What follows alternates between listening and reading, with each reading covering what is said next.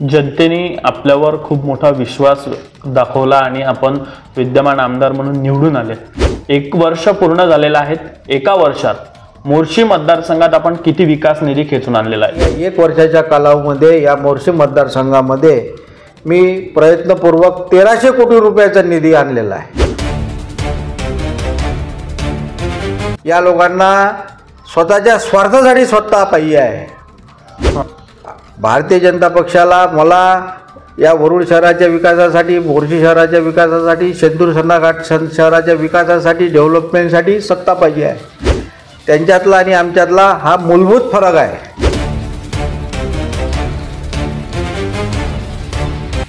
Social मीडियावर, WhatsApp ग्रुपवर विरोधकांकडून आपल्यावर विविध आरोप केले जाते की आपण विविध कामं मतदारसंघातले रद्द केलेले आहेत। याला काय प्रत्युत्तर तुम्ही? मी एवढा मूर्ख माणूस नाही की मी मतदारसंघातले कोणी कामं नामंजूर करणार।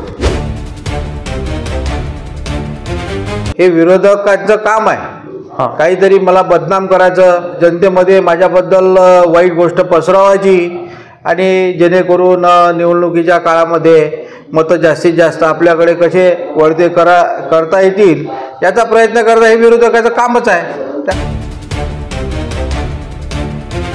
खरोखर विविध उमेदवारांची मागणी असते की मला उमेदवारी मिळावी।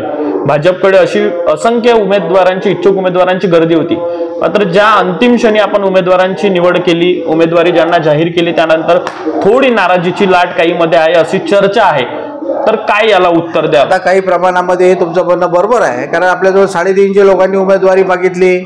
आपल्याजवळ नगर परिषद वरुडच्या बाबतीत जर बोलायचं झालं तर 26 सीटा आणि या 26 लोकांना निवडायचं आहे। माझ्या जागी कोणी जरी राहिला असता तरी हा प्रसंग उद्भवलाच असता। बरोबर। कोणत्याही परिस्थितीत लाडली बहीणची योजना ही थांबणार नाही आणि त्याप्रमाणे आज 1 वर्ष पूर्ण झालं। लाडली बहीणला रेग्युलर महिलांच्या खात्यात पैसे, महिलांच्या खात्यामध्ये, बहिणींच्या खात्यामध्ये पैसे येत आहे। सध्या नगर परिषद निवडणुकांची रणधुमाळी सुरू आहे आणि मोर्शी मतदारसंघात 3 नगर परिषद आहे। मोर्शी मतदारसंघाचे विद्यमान आमदार भाजपचे आहेत आणि भाजपचा जोरदार प्रचार तिन्ही शहरामध्ये नगर परिषद निवडणुकीत सुरू आहे। तिन्ही शहरामध्ये विविध आरोप विरोधकांकडून आमदार चंदूभाऊ यावलकर यांच्यावर होत आहे आणि त्या सर्व प्रश्नांची उत्तरे देण्यासाठी आणि वरुड, मोर्शी आणि शेंदूर सन्नाघाटच्या विकासाबाबत बोलण्यासाठी आपल्यासोबत आहेत आमदार चंदूभाऊ यावलकर। खूप खूप स्वागत आपलं। धन्यवाद भाऊ, आपण सध्या भाजपचा घर टू घर प्रचार करतायत, जनतेला विनंती करत आहात की भाजपचे नगरसेवक, नगराध्यक्ष निवडून द्या, मात्र जनतेने तुमच्या शब्दाला मान देऊन साथ दिली, निवडून आले, भाजपची सत्ता आली, तर तिन्ही शहरासाठी विकासाचं विजन तुमच्यासाठी काय आहे? माझं तिन्ही नगर परिषदचं विकासाचं विजन स्पष्ट आहे। तिन्ही नगर परिषदचा सर्वांगीण विकास, ज्यामध्ये हे तिन्ही शहरं नागरी सुविधांना परिपूर्ण करणं आणि अतिशय सुंदर असे हे 3 शहरं आपल्या मतदारसंघातले नगर परिषद क्षेत्र आहे, तिन्ही शहरं अतिशय चांगले करणं, सुंदर करणं आणि लोकांना हे तिन्ही शहरं हवीशी वाटतील एवढं चांगलं काम या तिन्ही नगर परिषद क्षेत्रामध्ये झालं पाहिजे, ही माझी इच्छा आहे। आणि मी फक्त ही इच्छाच बोलून दाखवत नाही, तर ही माझा जो कार्यकाल शिल्लक आहे त्या कार्यकालामध्ये हे सगळं मला जर हे सहयोगी नगराध्यक्ष, नगरसेवक जर या तिन्ही नगर परिषदमध्ये लाभले जनतेच्या आशीर्वादानं, तर हे सर्व कामं मी या तिन्ही नगर परिषदमध्ये 100% जे आम्ही वचननाम्यामध्ये अंतर्भूत केले ते सर्व कामं केले जातील असा शब्द देतो। जनतेने आपल्यावर खूप मोठा विश्वास दाखवला आणि आपण विद्यमान आमदार म्हणून निवडून आले। 1 वर्ष पूर्ण झालेला आहे। एका वर्षात मोर्शी मतदारसंघात आपण किती विकास निधी खेचून आणलेला आहे? आता हा प्रश्न तुमचा बरोबर आहे। 1 वर्षाचा अवधी झालेला आहे आणि या 1 वर्षाच्या कालावधीमध्ये या मोर्शी मतदारसंघामध्ये मी प्रयत्नपूर्वक 1300 कोटी रुपयाचा निधी आणलेला आहे। त्याचा जो गोषवारा आहे उपलब्ध आहे, कोणत्या विषयावर किती पैसे आले, काय आले, तुम्हाला तो मला देता येते, तो माझ्याजवळच या ठिकाणी उपलब्ध आहे। बरोबर। आणि तुम्ही सुद्धा हा प्रसिद्ध करावा अशी माझी तुम्हाला विनंती आहे। पण सांगायचा विषय असा आहे की पैशाची कुठेही कमतरता पडणार नाही, हा आमचे आदरणीय मुख्यमंत्री देवेंद्रजी फडणवीस साहेब यांनी शब्द दिलेला आहे. बावनकुळे साहेबांनी वारंवार बोलून दाखवले आहे की या मोर्शी मतदारसंघासाठी या तिन्ही नगर परिषदसाठी पैसे कमी पडणार नाही. 3 चाकं आमच्याजवळ आहे, एक नगर परिषदचा नगराध्यक्ष आणि हे सर्व बॉडी आमची तुम्ही जर निवडून दिली तर हा एक 4थं चाक या गाडीला लागून विकासाचा वेग अतिशय मोठ्या प्रमाणामध्ये आपल्याला पाहायला मिळेल. निश्चितच आपण 25 वर्ष नगरसेवकचा काळ काढलेला आहे, त्यामुळे आपल्याला शहराचा विकास कसा करावा याबाबत सविस्तर माहिती आहेच. मात्र काय असं वाटते तिन्ही शहरासाठी की एक मुख्य काम कुठलं तुमच्या नजरेत आहे की तुम्ही सर्वात आधी ते करणार आहात? एक मुख्य काम नसून या वरुड शहराचे बरेच मुख्य कामं आहेत. आता आपण वरुडला इथं बसलेलो आहोत. शेंदूरजना घाट शहराचे बरेच सारे मुख्य कामं आहेत. मोर्शी शहराचे सुद्धा बरेच कामं आहेत. एक काम कोणी मुख्य नाही, आपले सगळेच कामं मुख्य आहे.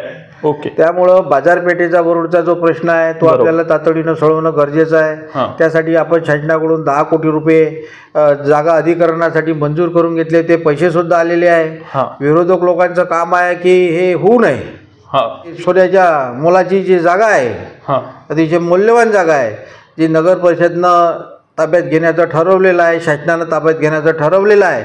हे या लोकांना स्वतःच्या स्वार्थासाठी स्वतः पाहिजे आहे. भारतीय जनता पक्षाला मला या वरुड शहराच्या विकासासाठी, मोर्शी शहराच्या विकासासाठी, शेंदूरजना घाट शहराच्या विकासासाठी, डेव्हलपमेंटसाठी सत्ता पाहिजे आहे. त्यांच्यातला आणि आमच्यातला हा मूलभूत फरक आहे. त्यामुळं ही बाबसुद्धा माझ्या जनतेनं समजून घेऊन भारतीय जनता पक्षालाच मतदान करावं अशी मी त्यांना विनंती करतो. भाऊ, सोशल मीडियावर, व्हॉट्सअप ग्रुपवर विरोधकांकडून आपल्यावर विविध आरोप केले जाते की आपण विविध कामं मतदारसंघातले रद्द केलेले आहेत. याला काय प्रत्युत्तर तुम्ही देणार? मी एवढा मूर्ख माणूस नाही की मी मतदारसंघातले कोणी कामं नामंजूर करणार. मी हे विरोधकांचं काम आहे काहीतरी मला बदनाम करायचं, जनतेबद्दल, जनतेमध्ये माझ्याबद्दल वाईट गोष्ट पसरवायची आणि जेणेकरून निवडणुकीच्या काळामध्ये मतं जास्तीत जास्त आपल्याकडे कसे वळते करता येतील याचा प्रयत्न करता हे विरोधकाचं कामच आहे. त्यामुळं ते एक म्हणजे विचार करण्यासारखा तो काही विषय आहे असं मला वाटत नाही. तो त्याचा धंदा होऊन बसलेला आहे. बरं, सध्या खरोखर विविध उमेदवारांची मागणी असते की मला उमेदवारी मिळावी. भाजपकडे अशी असंख्य उमेदवारांची, इच्छुक उमेदवारांची गर्दी होती. मात्र ज्या अंतिम क्षणी आपण उमेदवारांची निवड केली, उमेदवारी ज्यांना जाहीर केली, त्यानंतर थोडी नाराजीची लाट काहीमध्ये आहे अशी चर्चा आहे. तर काय याला उत्तर द्या? आता काही प्रमाणामध्ये हे तुमचं म्हणणं बरोबर आहे, कारण आपल्याजवळ 350 लोकांनी उमेदवारी मागितली. आपल्याजवळ नगर परिषद वरुडच्या बाबतीत जर बोलायचं झालं तर 26 सीटा आणि या 26 लोकांना निवडायचं आहे. माझ्या जागी कोणी जरी राहिला असता तरी हा प्रसंग उद्भवलाच असता. कारण ज्या लोकांना तिकिटा मिळाल्या नाही त्या लोकांना इतर पक्षानं तिकिटा दिल्या आणि उभं केलं. परंतु वस्तुस्थिती अशी आहे की एवढ्या प्रचंड प्रमाणामध्ये उमेदवारीसाठी मागणी होती की त्यामुळं यांच्यामध्ये निवड करणं सुद्धा कठीण होतं. आणि पक्षाचं काही ध्येय धोरण ठरलं होतं. पक्षानं सुद्धा सांगितलं होतं का 2 हिस्से नवीन लोकांना आपण संधी दिली पाहिजे, 1 हिस्सा जुन्या लोकांना संधी दिली पाहिजे, नवीन तरुण पोरांना, मुलींना राजकारणामध्ये आपण वाव दिला पाहिजे. ही भारतीय जनता पक्षाचं धोरण आहे. आणि त्यामुळं हे सगळं उमेदवारी देताना काही नाराजी नाट्य वगैरे काही झालं, हे तुमचं म्हणणं खरं आहे. परंतु आता ते सगळं निवडलेलं आहे आणि एक वातावरण एक सुरळीत झालेलं आपल्याला दिसत आहे. बरं, जनतेच्या घराघरापर्यंत तुम्ही पोहोचताय, प्रत्येक व्यक्तीपर्यंत तुम्ही पोहोचताय. प्रचाराच्या दरम्यान जनतेची काय साथ, काय प्रतिसाद दिसून येतोय? काय म्हणणं आहे जनतेचं? जनतेचा अतिशय चांगला प्रतिसाद मिळत आहे. ज्या काही गैरसमज लोकांमध्ये विरोधकांनी पसरवलेला आहे किंवा पसरवत आहे त्याला आम्ही यथोचित उत्तरसुद्धा देत आहोत.